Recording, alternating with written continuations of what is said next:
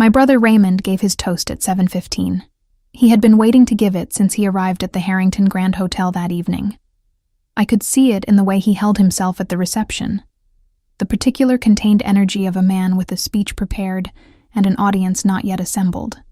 Raymond was a gifted toaster. 40 years of medical conferences and hospital galas and the social events of a successful physician's life had given him the particular ease of a man who understands how to command a room and who enjoys commanding it. The toast was not about Isabella and James, whose wedding we were attending. The toast was, in the way of Raymond's best social performances, technically about one thing and actually about another. He raised his glass. He said, "Our family has produced many things to be proud of. Doctors, lawyers, people who have built something real in this world." He paused in the way he paused for effect. The trained pause of someone who knows how long silence should last before it tips from emphasis into discomfort. And then there are the others. He smiled in the direction of the word others in a way that communicated, without specifying, who the others were. We love them too. The table laughed. My mother laughed. Gloria laughed. I was sitting at the end of the table in the dress I had chosen for the evening. A deep green that I had picked because it complemented the floral arrangements I had spent 11 months designing and constructing. And because if you are going to spend 11 months creating the most significant work of your professional life, you should wear something that honors the occasion. I did not laugh. I looked at the flowers. The flowers I had arranged along the ceiling of the Harrington Grand's main ballroom, 12,000 stems, 240 individual arrangements, 11 months of work that had transformed a hotel ballroom into something that guests had been describing, since the doors opened at 6, as the most beautiful room they had ever entered. My flowers, my work, my 11 months. I looked at them and I did not laugh at Raymond's toast. And then Edward Harrington stood up. Before I tell you what Edward Harrington said when he stood up, I need to ask you something. If your family had spent your entire adult life calling you their failure, the one who chose flowers instead of medicine, art instead of law, beauty instead of something they could explain at dinner parties, and then sat in a room surrounded by the most significant work of your life without knowing it was yours, what would you want them to feel when they found out? Would you want them to feel ashamed? Proud? Would you want to be the one to tell them? Or would you want someone else to say it first? Tell me in the comments. I read every single one, and if this story is already finding something in you, if you have ever been the person in your family whose work was dismissed because it didn't look like the work they recognized, please like this video and subscribe to Still Waters. New stories arrive here regularly, and every one of them runs deeper than you expect. Where are you watching from right now? And what time is it there? Let me take you back to the beginning. Because the flowers in the Harrington Grand Ballroom didn't start with a contract. They started 35 years ago with a woman who decided that beauty was a legitimate vocation and who spent 3 decades building something extraordinary, while her family spent 3 decades waiting for her to build something they understood. My name is Dorothy Mae Collins. I was born in 1957 in Savannah, Georgia. The second of 3 children born to Vera and James Collins, in a house on the north side of the city that my father had bought in 1952, and that my mother had decorated with the particular care of a woman who understood, before the word aesthetic entered common usage, that the way a space looked communicated something about the people who inhabited it. My mother was beautiful in the way of women who pay close attention to surfaces. The surfaces of rooms, the surfaces of clothing, the surfaces of social occasions. She understood presentation with the instinctive precision of someone for whom the gap between how things were and how they appeared was always significant and always worth managing. She had 3 children. Raymond arrived first, in 1952, and arrived with the particular combination of intelligence and social ease that produces, in certain family ecologies, the designated achiever, the child whose accomplishments become the standard against which other accomplishments are measured and almost always found wanting. Raymond became a physician, an orthopedic surgeon specifically, which in our family's accounting was the particular kind of physician that communicated not just competence, but arrival. He had a practice in Atlanta, a house in Buckhead, a wife named Sandra who had gone to Spelman, and whose family was from the kind of Savannah background that my mother referenced with the particular reverence of someone who understood that certain families carried weight that others did not. Gloria arrived in 1960, 3 years after me, and arrived with Raymond's intelligence and my mother's instinct for surfaces in a combination that produced, entirely naturally, a lawyer. She was in corporate law in Savannah, real estate transactions primarily, the kind of work that was visible and well compensated and that could be explained at dinner parties without requiring the person explaining to manage their audience's confusion. And then there was Dorothy. I arrived in 1957, between them, in the particular position of a middle child who has not yet determined what she is. I determined it early. I was 8 years old the first time I understood that I was going to do something with flowers. Not in any articulate way. I was 8, and 8-year-olds do not articulate vocations. But I was in the garden of my grandmother's house on a Saturday morning in June, and the way the light came through the roses along the back fence at that specific hour produced something in me that I have spent the 59 years since trying to recreate, and that I have, on the best days of my professional life, sometimes almost achieved. Something about the relationship between the light and the color and the specific architecture of how the roses were arranged, not by design, not by anyone's intention, but by the particular accident of a garden that had been growing without direction for 20 years and had produced in its undirected growth something more beautiful than any deliberate arrangement I had seen. I wanted to make things that beautiful, on purpose. My family did not understand this. My mother, when I told her I wanted to study floral design, said, "Flowers are nice, Dorothy, but what are you going to do?" As if flowers were not a thing you did. As if 35 years of building a business, of learning the biology and the physics and the geometry of floral arrangement, of developing relationships with growers across 3 continents, of designing installations that had been featured in national publications, and that had transformed spaces people had spent decades trying to make beautiful, as if all of that were not a thing you did. I went to Savannah College of Art and Design.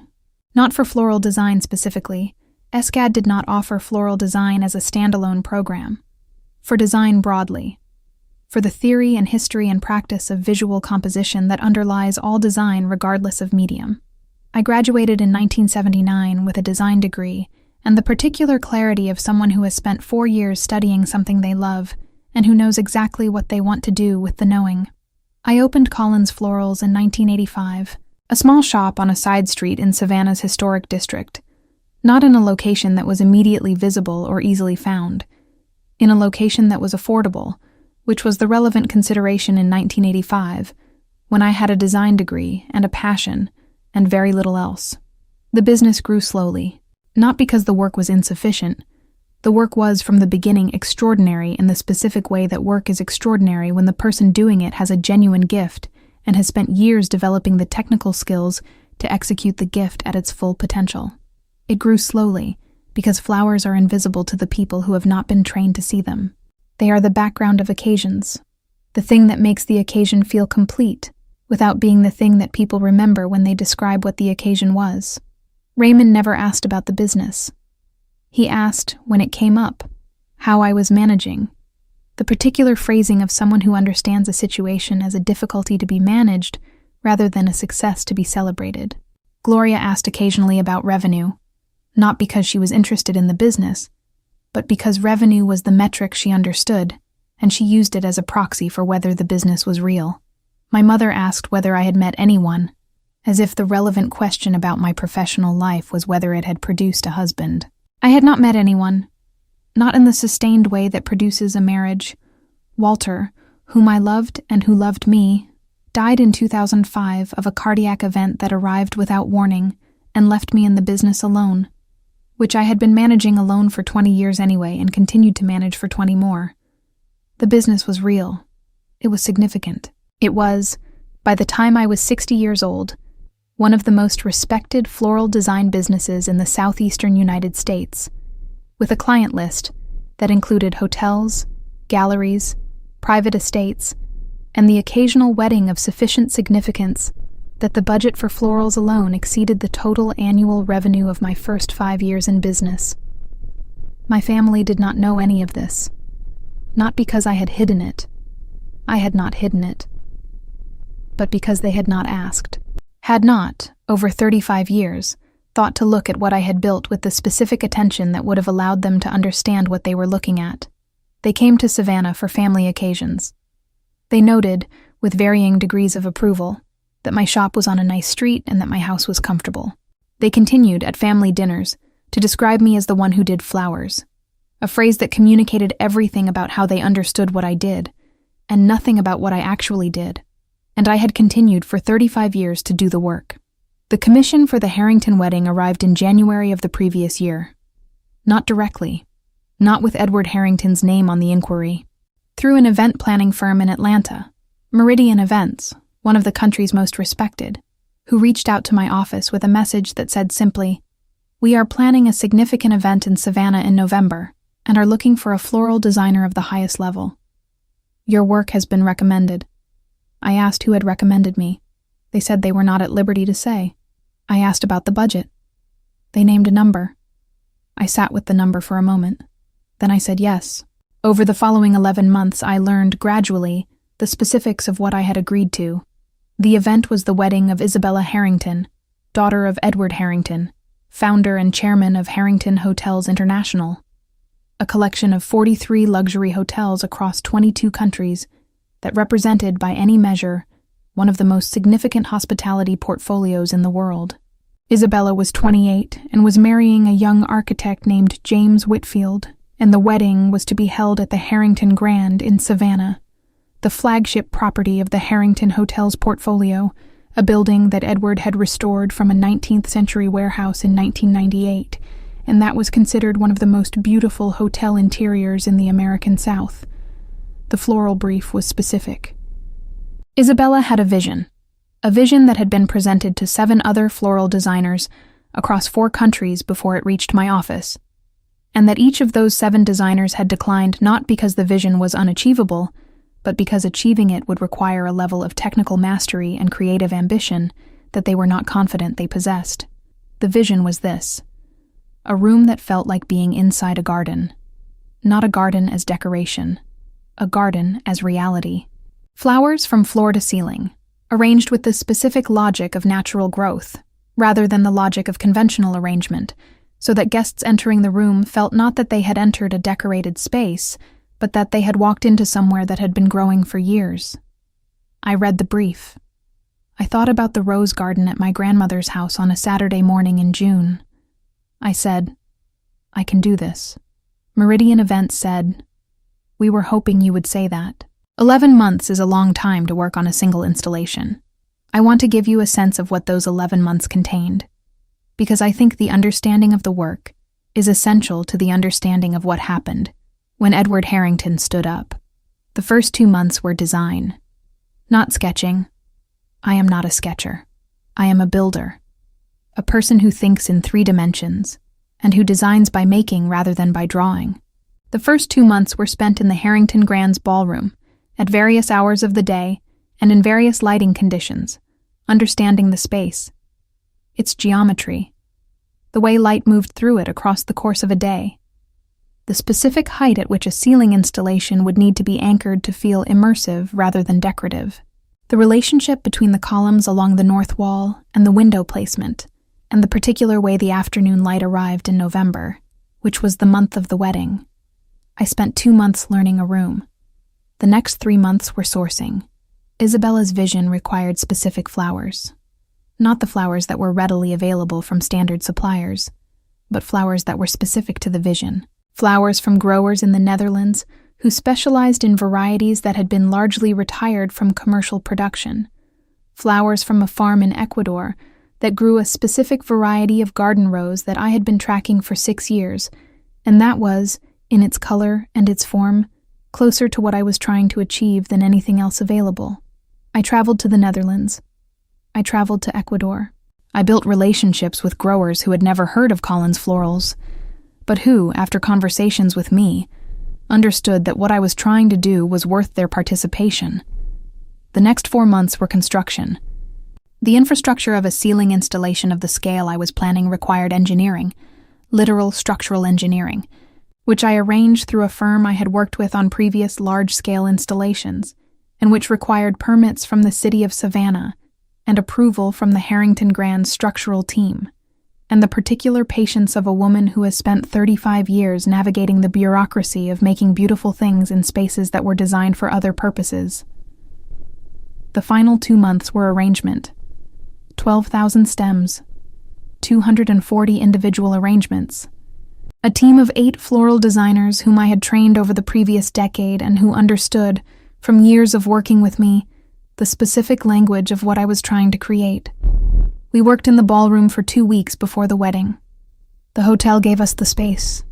We worked from 6 in the morning until 10 at night. And on the Friday before the Saturday wedding, at approximately 9 in the evening, I stood in the center of the Harrington Grand Ballroom and looked at what we had made, and I thought about the rose garden at my grandmother's house. And I thought, close, very close. My family received their invitations to the wedding as guests of the Collins family, the particular category of invitation that goes to relatives of the service providers, which is its own specific social position that carries an implicit understanding of what the occasion is and what one's role within it is. They came. Raymond drove from Atlanta with Sandra. Gloria came from her office in downtown Savannah. My mother, who was 88 and whose mobility required assistance, came in a wheelchair that Gloria managed with the practiced efficiency of a younger sibling who's been managing this particular logistics problem for 3 years. They arrived at the Harrington Grand at 6 in the evening. The doors to the ballroom opened. They walked in. I watched them walk in. I was standing near the east entrance, not prominently, not in any position that would have drawn attention to my presence or my role. I was wearing the deep green dress, and I was standing near the wall, and I was watching the room the way I always watched a room I had made, looking for the things I would do differently, noting the moments when the light changed, and the installation responded in the ways I had anticipated or in ways that surprised me. I watched Raymond walk through the door. I watched him stop. I watched him look up. And I watched something happen on my brother's face that I had not seen there before.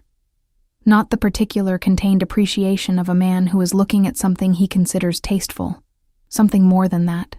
The particular arrested attention of a person who has walked into a space and been stopped by it, involuntarily, completely, in the way that genuine beauty stops people who have not been prepared for it. He stood in the doorway for a long moment. Then he said, to Sandra, not to me, not knowing I was nearby, he said, "My God." I noted it. I went back to watching the room. The dinner proceeded. The toasts were made, including Raymond's, which arrived at 7:15 with its familiar architecture of praise for the achievers and gentle comedy at the expense of the others. I sat at the end of the table in my green dress. I looked at my flowers. I waited. At 7:40, Edward Harrington stood up. Edward Harrington was 68 years old and had the particular presence of a man who has spent 4 decades in rooms full of powerful people and has learned through that experience that the most powerful thing in any room is the person who is most comfortable in it. He was very comfortable. He had been comfortable all evening, moving through his daughter's wedding with the ease of a man who had organized significant occasions for 40 years, and who understood that the host's primary function is to make other people feel that the occasion is proceeding exactly as it should. When he stood up at 7:40, the room went quiet with the speed that rooms go quiet for people who have the particular quality of authority that Edward Harrington possessed. He raised his glass. He said, "I want to say something about this room." The room listened. He said, "I have stayed in every Harrington hotel in the world. I have attended events in the finest venues on 6 continents. I have seen extraordinary things created by extraordinary people for my hotels and for my family's occasions." He paused. He said, "I have never been in a room like this one." The room was very quiet. He said, "For 11 months, I watched what was being built here. I watched an artist work. I watched someone who understood something about beauty that I have spent my life trying to surround myself with and have only rarely encountered in its pure form." He looked around the room. He said, "I asked Meridian Events, at the start of this project, to find me the best floral designer in the world. Not in Savannah, in the world. They brought me 7 names before they brought me the 8th. And the 8th one said yes." He raised his glass slightly higher. He said, "I would like to acknowledge that person, because I think the work she has made in this room deserves to be seen by the people who are in it, and I think the person who made it deserves to be seen as well." He looked toward the east wall, toward me. "Dorothy Collins," he said. "Would you stand up, please?" The room turned. I stood up. I was at the end of a table near the east wall in a deep green dress, and I stood up, and the room looked at me, and I looked at the room, and I held my flowers above me in the way that I had always held them. As mine, as real, as the specific and irreplaceable result of 35 years of showing up and doing the work.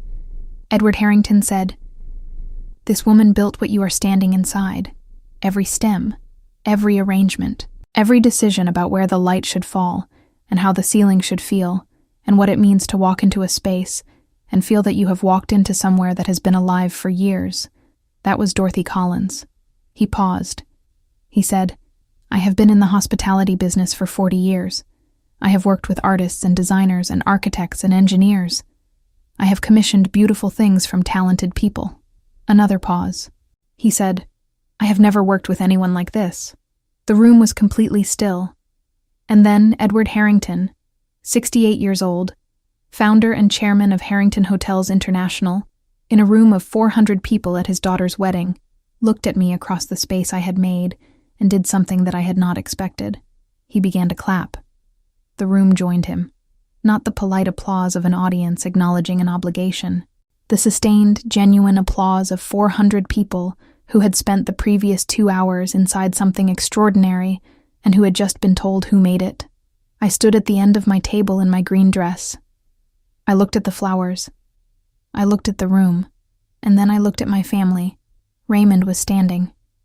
Not clapping. He had not yet found the gesture. But standing, with the expression of a man who is in the process of a significant recalculation and who is not yet certain where the recalculation will land. Sandra was clapping. Fully, unreservedly, with the particular enthusiasm of someone who has no investment in the previous assessment and is therefore free to respond to the current evidence without complication. Gloria was clapping. My mother, in her wheelchair, was looking at me, not with the expression she usually had when she looked at me. The particular mixture of love and mild incomprehension that had characterized her view of my work for 35 years. With something different. Something that I can only describe as seeing. The particular expression of a person who has been looking at something for a long time and has just understood what they were looking at. The applause continued. I stood in it, and Edward Harrington walked across the room toward me. He shook my hand. He said quietly enough that only I could hear, "I have been looking for you for 20 years. I looked at him. I said, "I've been in Savannah the whole time." He smiled. "I know," he said. "That's my mistake." Raymond came to me after the applause had settled, and the dinner had resumed, and the room had returned to the particular ambient warmth of a wedding reception in its third hour. He came without Sandra, which was notable. Raymond's social engagements usually included Sandra as a kind of navigator. He came alone. He stood beside me at the edge of the dance floor, and we looked at the installation together for a moment without speaking. Then he said, "Dorothy." "Raymond," I said. He was quiet for a moment. Then he said, "I didn't know." "I know," I said. He said, "I never asked." "No," I said. He looked at the ceiling. "How long?" he said. "How long have you been doing work like this?" I thought about the rose garden, about 1985, and the shop on the side street. About 35 years of doing the work while my family discussed the others. 35 years, I said. He was quiet for a long time. Then he said, "I owe you an apology. Not just for the toast. For a long time." I looked at my brother. "Yes," I said. "You do." He nodded. "I accept it," I said. "And I'd like to move forward." He looked at me. "How?" he said. "By you asking," I said. "About the work. About what I've built. The same way you'd ask about anything else someone in this family has spent their life on." He was quiet. Then, "Tell me about it," he said. "The work. Where did all of this come from?" I thought about the rose garden. "It started," I said, "with my grandmother's garden on a Saturday morning in June." And I told him. He listened for 45 minutes. He asked questions that went to the center of things. And I understood, standing in the room I had made with 12,000 stems and 11 months of work, that this was what I had been waiting for. Not the applause. Not Edward Harrington.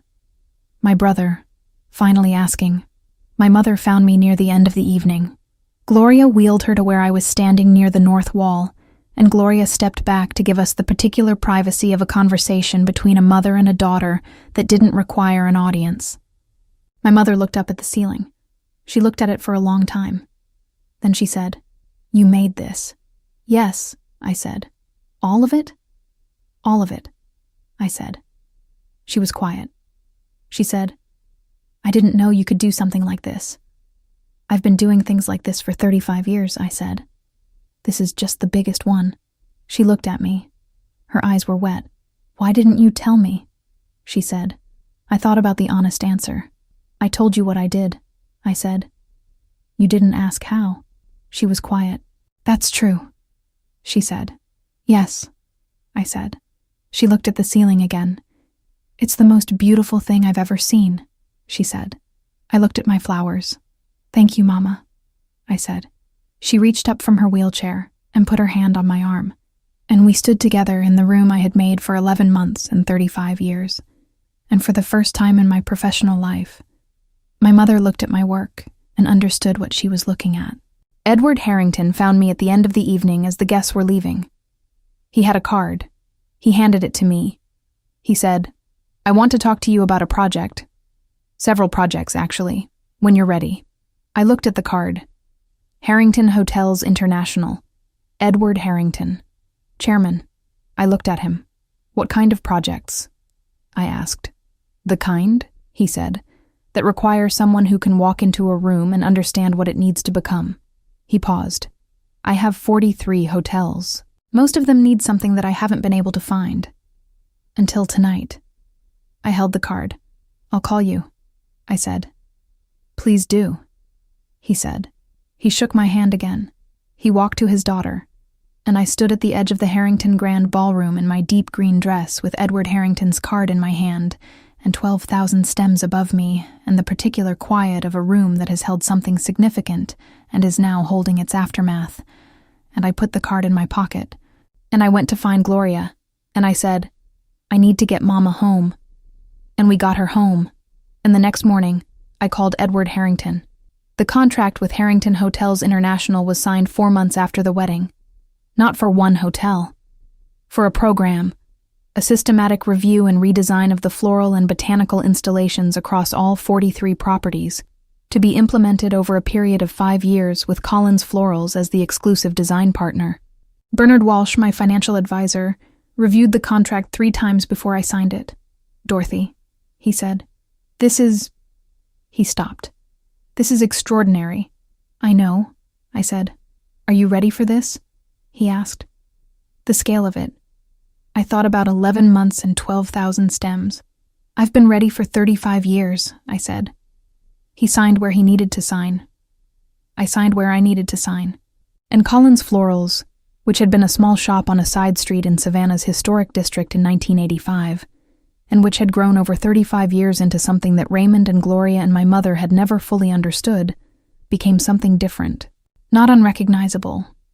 The work was the same work. The approach was the same approach. The particular gift that had produced the rose garden feeling at my grandmother's house, and that I had spent 35 years developing into technical mastery, was the same gift. But the scale of it changed, and the scale changing changed other things.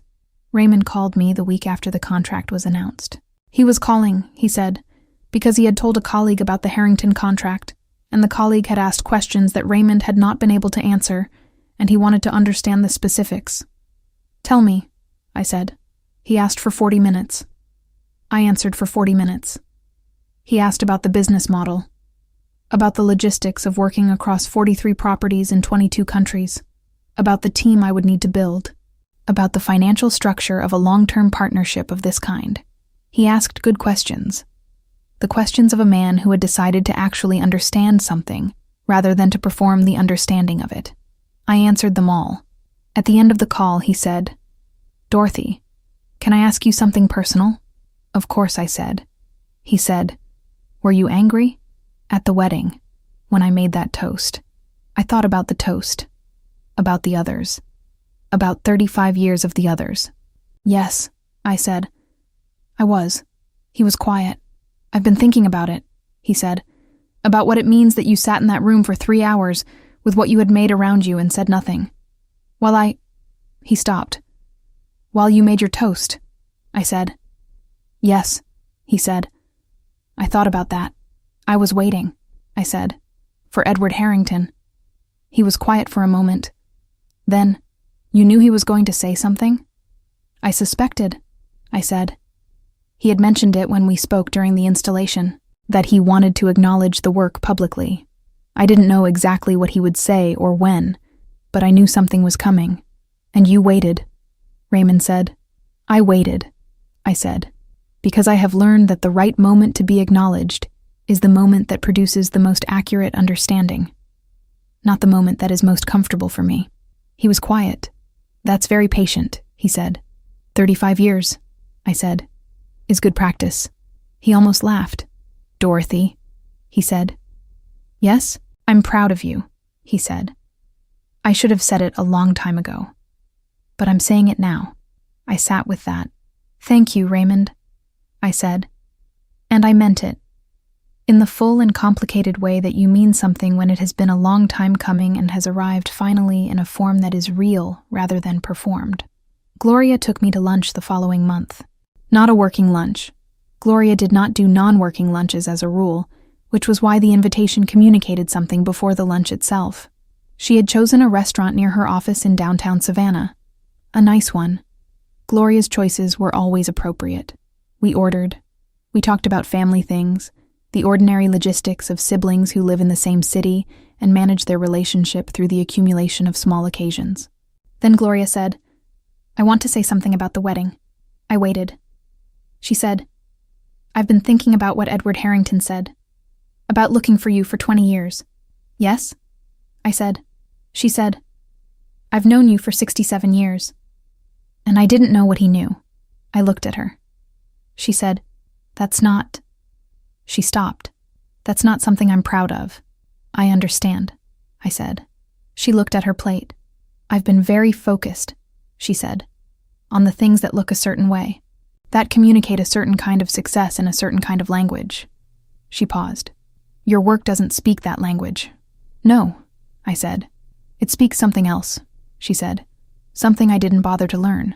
She looked at me. I'd like to learn it, she said. If you're willing to teach me. I thought about 40 years of Gloria asking about revenue as a proxy for whether the business was real. I'm willing, I said. She nodded. Good, she said. And we had lunch. And it was, for the first time in a very long time, simply lunch between sisters. The first Harrington property I worked on after the contract was signed was the Flagship Hotel in London, a 19th century building on the Strand that had been a Harrington property for 12 years, and that had, in Edward's assessment, never quite achieved the specific feeling he wanted for it. The feeling of a place that had been inhabited and loved for a very long time, and that communicated this to guests in the particular wordless way that spaces communicate things when they have been properly attended to. I spent 2 weeks in London before I touched a single stem. I walked the hotel at different hours. I learned the light. I sat in the lobby at 7 in the morning and at noon, and at 4 in the afternoon, and at 9 in the evening.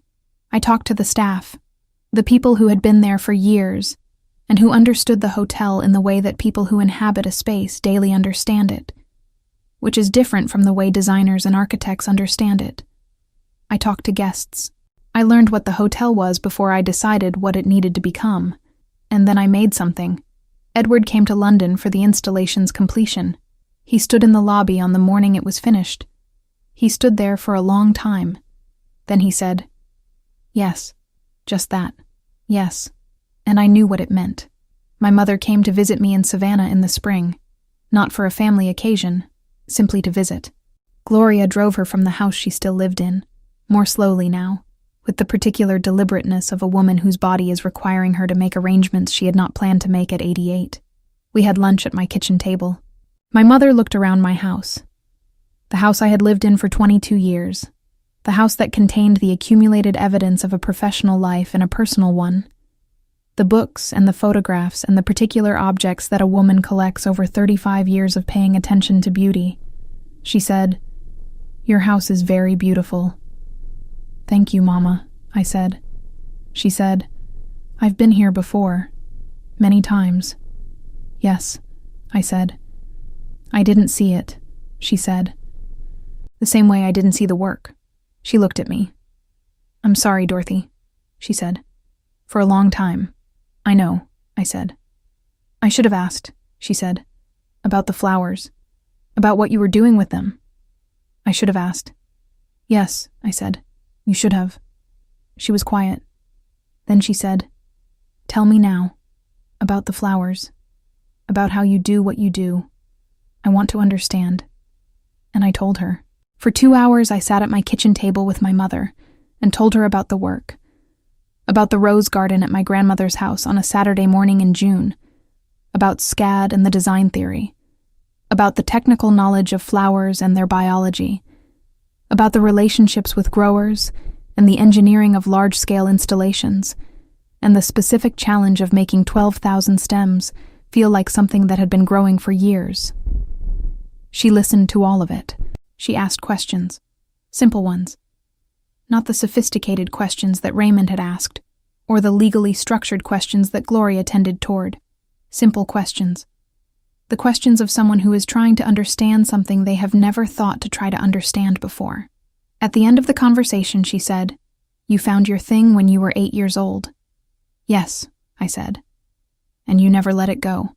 No, I said. She looked at her hands.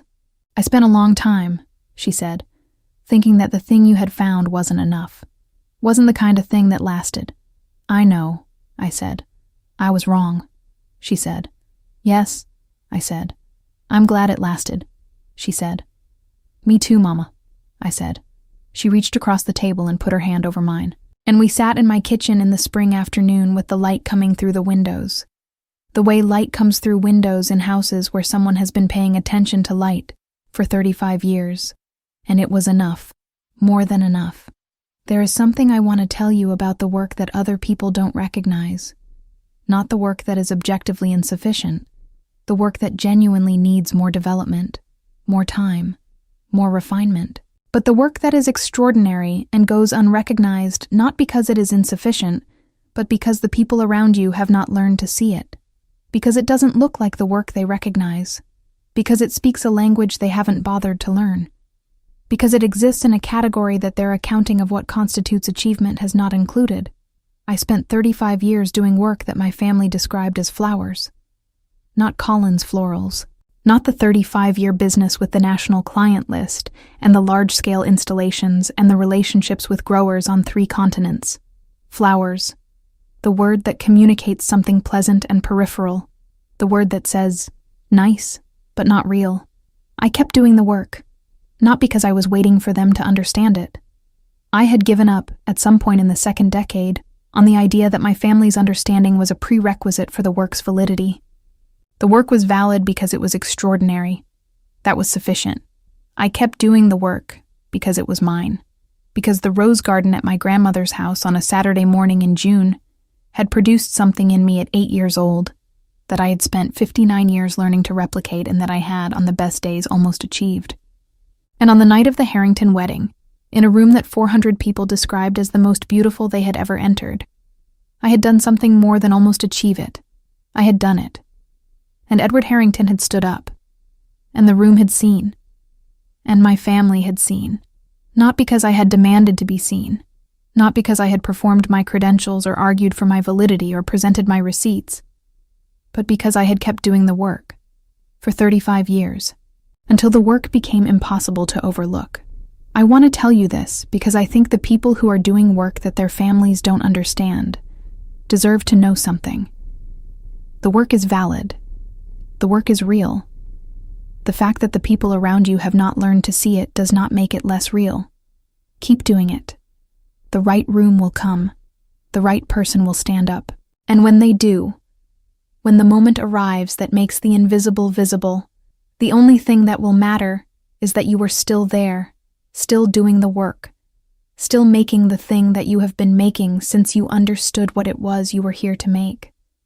Be still there. Be still doing the work. That is everything. I want to ask you one last thing before we finish. What is the work that the people around you have not learned to see?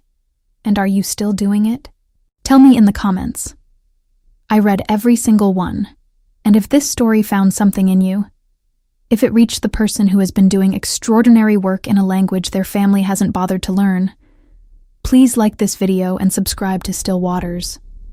New stories arrive here regularly. Stories about the work that goes unrecognized and the moments when it finally cannot be overlooked. Those are the stories worth telling. And before you go, where are you watching from right now? What time is it there? Still waters run deep. Thank you for sitting with me in them.